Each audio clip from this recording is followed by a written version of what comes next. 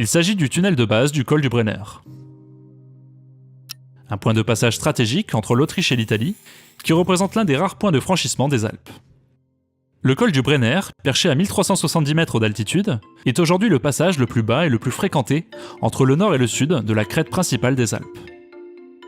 Chaque jour, plus de 2200 camions franchissent le col. Ce flux constant génère du bruit, de la pollution et des embouteillages qui étouffent les vallées alpines. Les habitants de la vallée de l'Isarco en Italie et du Tyrol autrichien subissent cette pression depuis des décennies.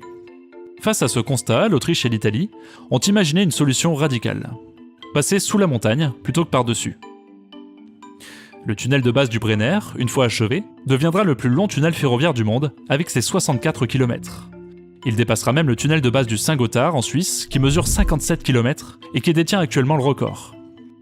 À ce propos, si les secrets d'ingénierie de cette véritable prouesse vous intéressent, je vous mets en description la vidéo que j'avais faite à ce sujet.